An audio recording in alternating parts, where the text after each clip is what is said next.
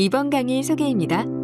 활자 가족, 폰트 패밀리는 동일한 형태적 특징이나 뿌리를 가진 활자들이 하나의 집단을 이루어 놓은 것을 가리키는 말입니다. 글꼴의 특징과 관련된 용어를 이해하기 위해서는 활자 가족의 구성 요소를 중심으로 살펴보면 효과적입니다. 학습 목표. 활자 가족의 구성 요소를 설명할 수 있다. 활자의 구성별 특징을 구분하는 용어를 서술할 수 있다.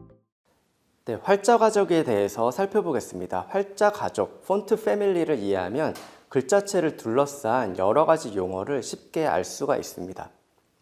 인간이 가족을 이루고 모여 살듯이 글자도 동일한 특징을 가진 글자체들이 하나로 묶여서 활용됩니다. 폰트가 같은 스타일의 모양과 크기를 가진 활자꼴 한 벌이라고 했다면 글자 가족을 뜻하는 폰트 패밀리는 폰트의 한 벌이 될 수도 있는 거죠. 여러 세트의 집합이 될 수도 있는 것이고요. 가족이 같은 유전적 특징을 갖는 것과 같이 같은 형태적 뿌리를 가진 글꼴들이 모여 작은 가족을 이루고 그리고 커다란 대가족을 이루기도 합니다. 디지털 폰트가 개발되면서 글자 가족은 이전보다 훨씬 더 큰 규모로 확장할 수 있게 되었는데요. 헬베티카 폰트 패밀리 그림에서 볼 수 있듯이 아주 많은 글자 가족을 이루고 있는 것을 일컬어 슈퍼 패밀리라고 부르기도 합니다. 최근에는 폰트의 웹 접근성에 대한 관심이 높아지면서 베리어블 폰트가 개발되고 활용되고 있기도 합니다. 폰트 패밀리가 사전에 여러 글자의 경우의 수를 디자인해서 묶어놓은 것이라면 베리어블 폰트는 한 단계 진화한 디지털 폰트의 형태라고 할 수 있습니다. 베리어블 폰트는 다양한 굵기, 스타일 등을 변화에 대한 경우의 수로 코드로 설정하고 그리고 사용자가 수치를 조정해서 활용할 수 있도록 만든 폰트를 가리킵니다. 베리어블 폰트는 이전과 같이 다수의 폰트 파일을 객체별로 탑재하지 않아도 되기 때문에 굉장히 혁신적인 방법이라고 할 수 있습니다. 베리어블 폰트는 2016년에 국제 타이포그래피 협회에서 처음으로 소개되었다고 합니다. 이 기술은 애플, 구글, 마이크로소프트, 어도비가 공동으로 연구하고 있고 거의 대부분의 웹브라우저에서 지원되고 있습니다. 디자이너들에게 익숙한 어도비 포토샵이나 일러스트레이터와 같은 그래픽 프로그램에서도 지원되고 있다고 합니다. 어쩌면 미래의 글자들은 글자 가족들은 모여있는 글자들의 집합이 아니라 스스로 변화하는 글자라는 객체가 될 수도 있겠다는 생각이 듭니다. 하지만 이렇게 급격한 변화의 이면을 이해하기 위해서는 기본적인 용어와 의미 관계를 파악하는 것이 중요하겠죠. 지금까지도 타이포그래피 용어의 대부분이 활판 인쇄술에서 유래한 것을 그대로 쓰고 있는 것을 봐도 알 수 있듯이 근본적인 뿌리는 쉽게 변하는 것이 아닐 테니까 말이죠. 글자 가족에는 굵기, 형태, 스타일, 유형에 따라서 확장되고 그리고 라틴 알파벳의 경우에는 대문자, 소문자, 그리고 더 나아가서는 작은 대문자, 숫자, 문장 부호, 합자 등까지 포괄할 수 있습니다. 예를 들어서 어도비 가라몬드 폰트의 레귤러 이탈릭, 볼드 이탈릭은 어도비 가라몬드 폰트의 가족 구성원이라고 볼 수 있죠. 그리고 이 어도비 가라몬드는 글자체의 가족의 이름이라고 할 수 있겠습니다. 글자체의 굵기를 먼저 살펴보겠습니다. 영어권에서는 글자체의 굵기는 웨이트라고 하는데 이 웨이트는 글자체 획의 두께를 말합니다. 글자체의 시각적인 중량을 판단할 수 있는 웨이트는 가느다란 곳에서부터 굵은 것 그리고 아주 굵은 것까지 단위를 나누고 있습니다. 레귤러를 기준으로 하는 것이 일반적이고요. 라이트로 갈수록 점점 얇아지고 두꺼운 것은 볼드, 더 두꺼운 것을 블랙으로 추가하면 기본적으로는 4개 단위의 굵기를 가진 세트가 탄생을 합니다. 이를 더 세분화한 경우 엑스트라 또는 세미라는 낱말을 덧붙여서 엑스트라 라이트, 세미 라이트, 레귤러, 세미 볼드, 엑스트라 볼드, 블랙까지 8단계로 확장할 수도 있습니다. 여기에 덧붙여 더 세분화된 글자 가족을 구성하기 위해서 엑스트라 라이트보다 가는 헤어라인 또는 울트라 씬이라는 단계를 추가하기도 하고 블랙보다 더 두꺼운 울트라 블랙 또는 엑스트라 블랙을 사용하기도 합니다. 디지털 폰트를 기준으로 했을 때 이러한 글자체의 굵기 단계는 글자 가족의 규모를 판단할 수 있는 기준이 됩니다. 이번에는 장체와 단체, 영어 표현으로는 condensed와 extended를 한번 살펴보겠습니다. 장체와 단체는 글자의 폭을 가리키는 말입니다. 이 장체와 단체 또한 레귤러를 기준으로 가로로 좁게 길쭉한 모양으로 디자인된 글자체를 가리켜서 장체 또는 컨덴스드라고 하고, 가로로 넓게 넓적한 모양으로 디자인된 글자체를 단체 또는 익스텐디드라고 부릅니다. 컨덴스드와 익스텐디드 또한 글자체의 굵기 단계를 나누듯이 더 확장이 가능한데요. 기준이 되는 컨덴스드보다 레귤러에 가까운 형태를 세미 컨덴스드, 컨덴스드보다 더 홀쭉한 형태를 울트라 컨덴스드 또는 컴프레스드라고 부르기도 합니다. 익스텐디드도 마찬가지입니다. 단계를 확장할 수 있는 것이죠. 그래서 익스텐디드보다 더 가로로 넓게 디자인된 글자체는 익스펜디드라고 부르기도 합니다. 이번에는 고정폭 글꼴에 대해서 이야기를 해보겠습니다. 글자 폭과 관련해서 더 하나 알아둬야 할 폰트 유형이 있는데요. 너비가 같은 글자체인 고정폭 글꼴, 즉 모노타입입니다. 일반적으로 라틴 알파벳 글꼴은 가변폭을 가지고 있습니다. 예를 들어서 M하고 I가 동일한 활자 틀을 가지고 있다면 글자 간격이 너무 차이가 많이 나서 가독이 불편하겠죠. 그래서 대부분의 글꼴은 형태의 특징에 따라서 폭의 기준이 다르게 설정이 되어 있는데요. 하지만 가독성을 높이는 목적과 달리 모노타입 스타일의 글자체들은 타자기로 타이핑한 글자처럼 문장 안에서 글꼴이 항상 일정한 폭을 유지하도록 만들어져 있습니다. 이 글자체는 컴퓨터의 코딩 등 특정한 목적을 위해서 사용되지만 단순히 스타일링을 위해서 활용되기도 합니다. 고정폭 글꼴은 모노스페이스드 폰트, 픽스드 피치, 픽스드 위드 또는 non proportional 폰트 등으로 불리워지기도 합니다. 그 다음에 알아볼 용어는 이탈릭과 기울림체인데요. 이탈릭은 말 그대로 이탈릭 표현이고, 기울임체는 오블리크라는 영어 표현이 있습니다. 글자의 굵기와 글자 폭 이외에 글자 가족에 포함되는 기준이 스타일을 나타내는 이탈릭과 기울임체인데요. 이탈릭은 손으로 흘려 쓴 글자의 유형이라고 할 수 있습니다. 그래서 펜글씨에서 볼 수 있는 글자의 자유롭고 우아한 형태에서 활자체로 기능할 수 있도록 규칙과 체계성을 부여한 형식이라고 할 수 있겠습니다. 이탈릭체는 1501년에 인쇄업자인 알두스 마누티우스하고 엘다인 프레스가 처음에 디자인한 것으로 알려져 있습니다. 최초의 문고판 책의 본문에서 사용되었다고 하죠. 이탈릭체는 영어권에서 책이나 잡지의 제목을 표기할 때 또는 외국어를 표기할 때 사용합니다. 때때로 본문에서 특정 내용의 감정을 담기 위해서 사용하기도 하죠. 이탈릭체는 이탈리아 베네치아에서 15에서 16세기에 등장한 인문주의자의 손글씨, 그러니까 인문주의자 손글씨에서 복원한 데서 유래했다고 합니다. 이탈릭체라는 이름의 어원을 보면 짐작할 수 있겠죠. 이탈릭은 달린다는 의미를 가진 쿠르레레에서 파생된 커시브라는 이름을 가지고 있기도 합니다.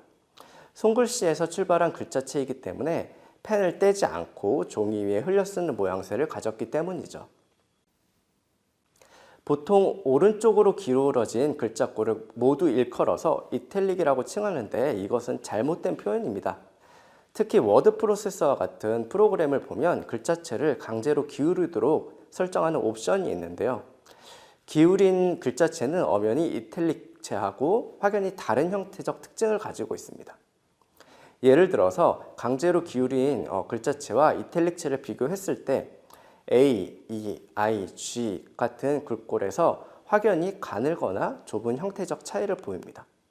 또는 그린 애플이라는 텍스트를 비교해 봤을 때 L이라는 레터에서 볼 수 있듯이 그 형태적인 특징도 상당히 차이가 많이 나죠. 한편 세리프 글꼴에서 파생된 기울임체가 이탈릭이라고 한다면 산세리프 글꼴의 기울임체는 오블리크라고 부릅니다. 오블리크는 비뚤어진이라는 뜻을 가지고 있으면서 최근에는 기울임체를 통칭해서 슬랜트라고 부르기도 합니다. 세리프가 없는 산세리프 계열의 글자체는 10에서 14포인트 정도만 기울이면 10에서 40% 각도 정도만 기울이면 오블리크와 유사하게 보입니다. 로만체와 이탈릭은 전혀 다른 유형의 스타일을 가졌지만 산세리프는 말 그대로 기울임체이기 때문이죠. 하지만 실제로 자세히 들여다보면 폰트 패밀리에 포함되어 있는 오블리크 글꼴은 임의로 기울인 형태와 차이가 있습니다. 왜냐하면 획의 두께가 기울어질 경우에 미세한 두께 변화가 일어나기 때문인데요.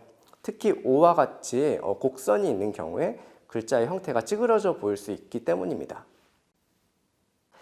이제부터 타이포그래피를 보다 정확하게 이해하고 활용하기 위해서는 가짜 이탈릭이나 가짜 오블리크를 사용하는 것보다 글자 가족의 구성이 어떻게 되어 있나를 살펴보고 올바른 글꼴 스타일을 사용해 보는 것이 좋겠습니다. 이번에는 유니버스 폰트 패밀리에 대해서 조금 더 알아보도록 하겠습니다. 글자 가족이 어떻게 구성되고 이름 붙여져 있는지 알아봤는데요. 조금 특이한 방법으로 구분 방법을 적용한 것이 유니버스 폰트 패밀리입니다. 유니버스는 1957년에 아드리안 프루티거가 디자인한 폰트 패밀리인데요. 최초의 유니버스는 21개의 글자체의 구성으로 이루어져 있고 글자체의 굵기, 무게나 너비를 숫자로 시스템화 시켰다는 특징을 가지고 있습니다. 유니버스의 이러한 시스템은 글자 가족을 무한대로 확장할 수 있는 가능성을 보여줍니다. 유니버스는 기준이 되는 레귤러 크기를 55라고 했을 때 앞에 숫자가 3이면 가벼운 글자체이고 8이면 무거운 글자체입니다. 그리고 두 번째 숫자를 기준으로 3이면 익스텐디드 계열이고 9면 컨덴스드 계열로 볼 수 있습니다. 그리고 두 번째 숫자가 홀수면 정체, 짝수면 오블리크입니다. 그래서 예를 들어보면 유니버스 55는 레귤러 정체, 유니버스 556이면 레귤러 이탈릭, 유니버스 57이면 레귤러 컨덴스드로 읽을 수 있는 것 같습니다. 참고로 한글 디지털 폰트에서는 윤디자인 연구소에서 개발한 윤고딕 윤명조 시리즈가 최초로 숫자 체계를 도입한 것으로 알려져 있습니다. 윤고딕 100 시리즈에서 윤고딕 110은 가장 얇은 글자체이고요. 윤고딕 160은 가장 두꺼운 글자체죠. 한글 폰트는 일반적으로 기울임체를 사용하지 않고 장체나 단체 등을 포함하는 경우도 그렇게 많지 않습니다. 폰트 개발에 여러 가지 기대를 걸어볼 수는 있겠지만 라틴 알파벳과 한글은 근본적으로 배경이 다른 상황에 놓여 있기 때문입니다. 예컨대 라틴 알파벳 폰트는 26개의 알파벳에 대소문자를 모두 디자인해도 52자만 만들면 됩니다. 여기에 굵기나 글자 폭의 변화가 필요하다면 경우의 수만큼 디자인해야 되는 개체수가 배수로 늘어나게 되겠죠. 이것도 어마어마하게 많은 노력이 필요해 보입니다. 하지만 한글의 경우에는 단순 구성으로 첫 닭자 19자, 호자 21자, 받침 닭자 27자를 합해서 총 1773개로 이루어진 조합형 시스템을 가집니다.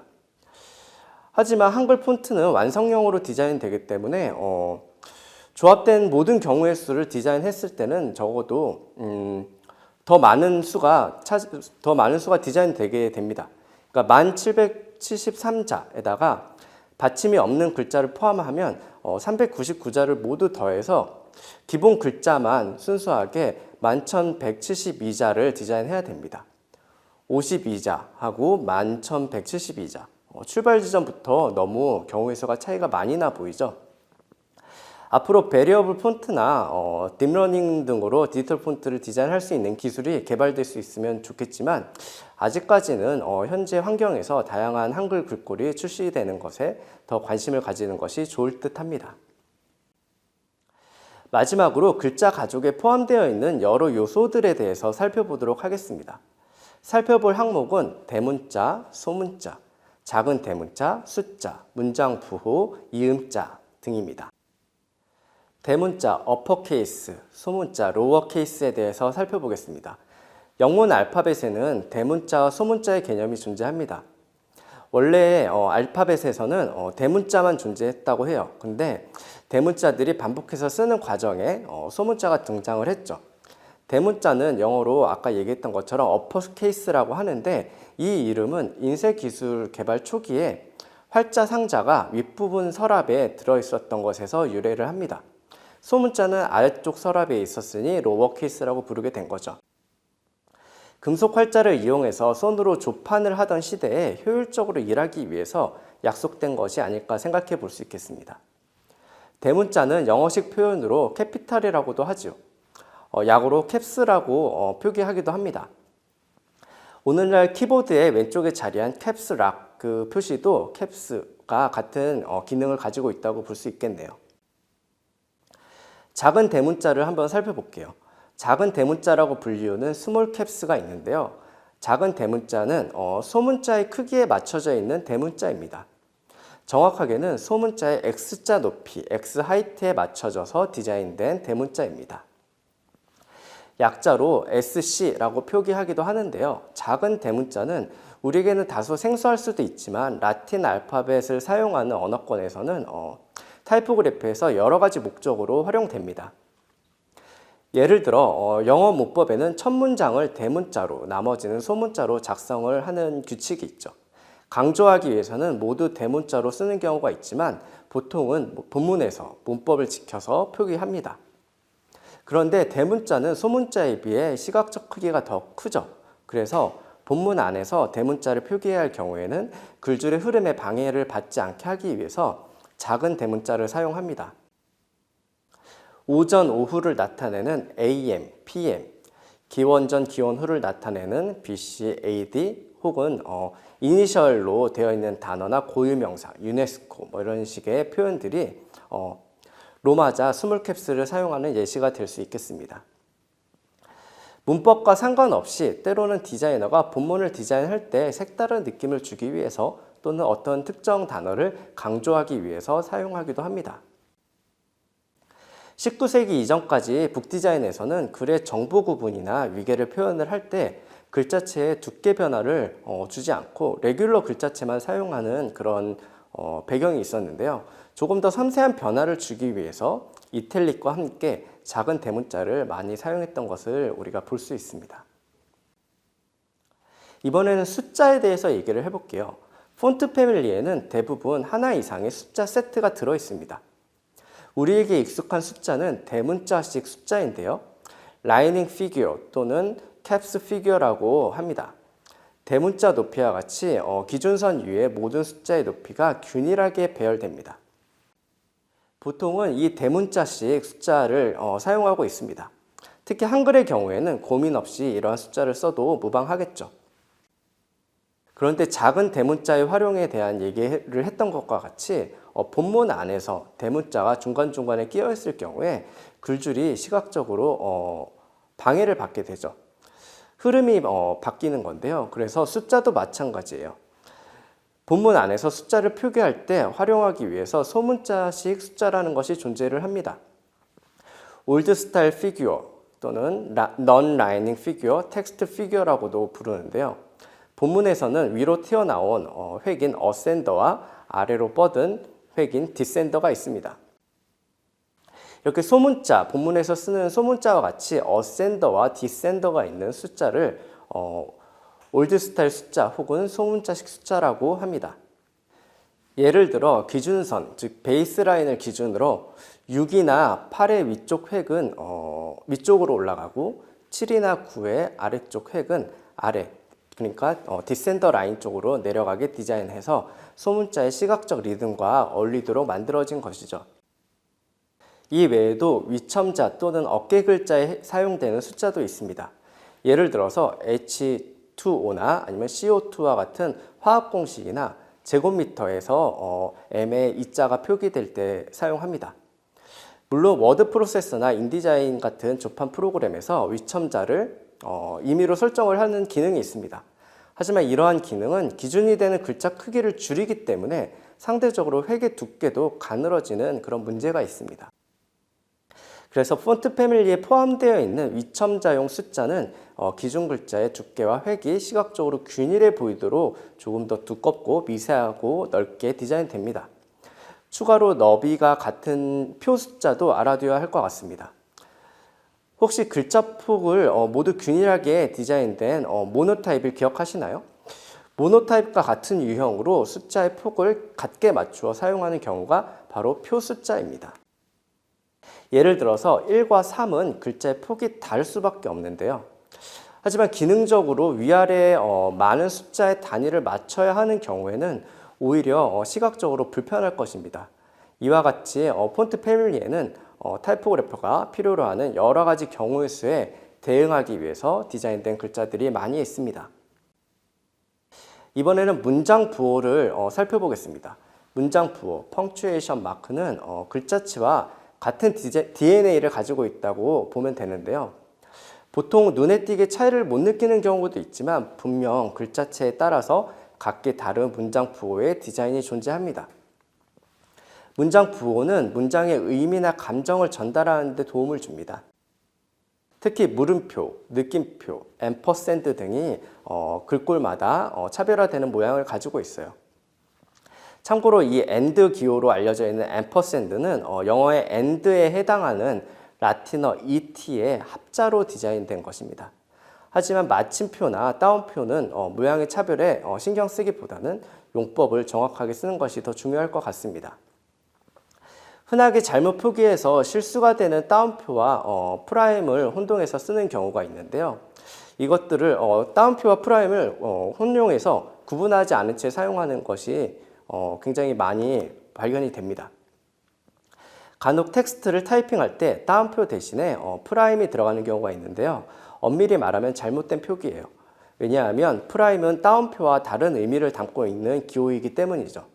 싱글 프라임은 피트, 분의 표시이고 더블 프라임은 인치나 초를 나타냅니다. 따옴표는 인용구나 강조를 위해서 사용하는 문장에 적용이 되죠. 모양이 유사해 보이지만 열고 닫음이 없는 단독으로 사용되고 있는 어포스트로피가 있죠. 1979년이라고 했을 때 앞에 어포스트로피를 붙이고 79라고 연도에서 생략을 하거나 아니면 it isn't라는 문장에서 어포스트로피를 넣어서 낱말에 생략을 할 때도 사용을 합니다. 이번에는 이음자, 합자에 대해서 얘기를 해볼게요. 리거처라고 한글로 순화시켜서 부르기도 합니다. 영어식 표현이지만 리거처라는 말도 자주 쓰니까 기억해두면 좋을 것 같습니다. 리거처는 소문자의 끝부분이 돌출된 부분하고 다음에 오는 글자가 만나서 글자 사이에 시각적으로 불편한 공간이 생기는 경우에 이것을 방지하기 위해서 디자인되었습니다. 합친다는 뜻을 가진 라틴어 리가르에서 언을 두고 있기 때문에 리거처라고 부르는 거죠. 표준 합자는 FF, FI, FL, FFI, FFL 이렇게 5쌍이 있는데요. F의 볼록한 획이 돌출된 스타일을 가진 그런 글자체의 경우에는 소문자 I나 소문자 L과 같이 자연스럽게 이어져 보이도록 디자인하게 됩니다.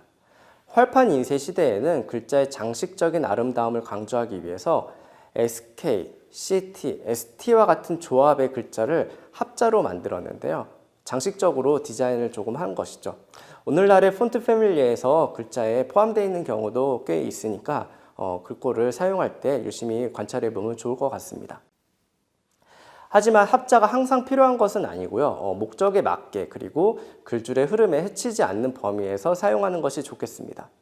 오픈 타입 폰트를 지원하는 프로그램 등에서는 FI나 FL과 같은 글자 조합이 만났을 때는 자동으로 합자 조합이 적용되기도 합니다. 학습 정리 1. 같은 형태적 뿌리를 가진 글꼴들이 모여 집합을 이루고 있는 것을 활자 가족이라고 한다. 2. 활자 가족의 구성 요소는 글자체의 굵기, 장체, 단체, 이탈릭, 기울임체, 대문자, 소문자, 작은 대문자, 숫자, 문장 부호, 이음자, 합자 등이 있다. 해당 영상에 사용된 자료 출처는 출처 목록 2주차에서 다운로드 가능합니다.